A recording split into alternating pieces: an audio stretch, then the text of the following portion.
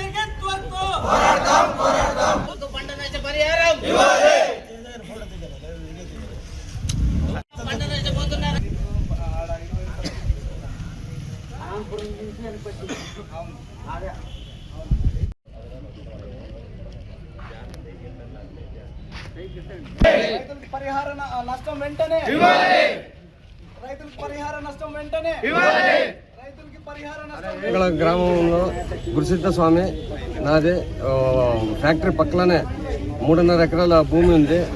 దాన్ని ఎప్పుడన్నా పంట పెట్టా దుమ్ము వచ్చి పంట నష్టం అయిపోతూ ఉంది. వాళ్ళు అడిగకపోతే అప్పుడు వస్తారో ఇప్పుడు వస్తారని ఇప్పుడు 10 ఏళ్ళ నుండి ఇదే మాట మాట్లాడుతూ ఉంటారు. అందుకోసమే ఆ పంటకి ఏమన్నా నష్టపరిహారం ఇవ్వాలని కర్బూజా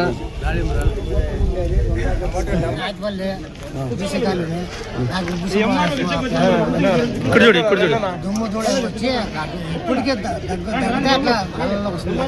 ఉగ్గు సుమాయసము జ్వరం వస్తుంది. బయటకు వచ్చేదానికి చాలా ఇబ్బంది పడుతుంది.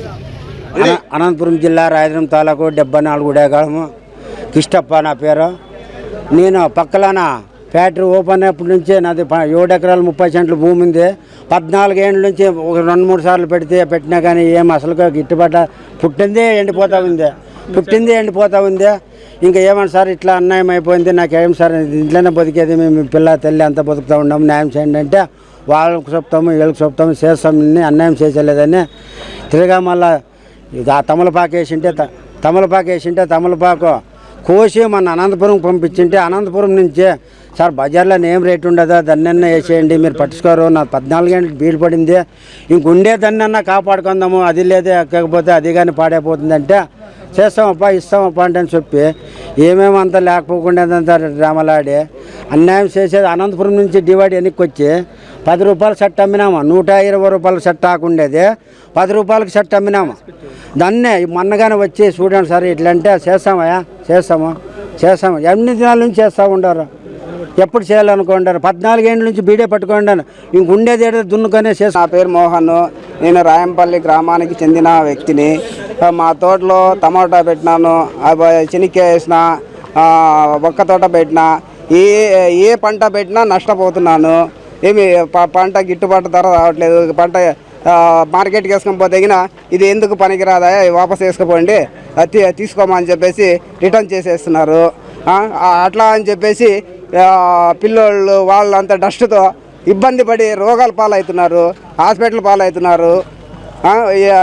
ఫ్యాక్టరీ యాజమాన్యం పోయి అడుగు ఏమీ చర్య తీసుకోవట్లేదు.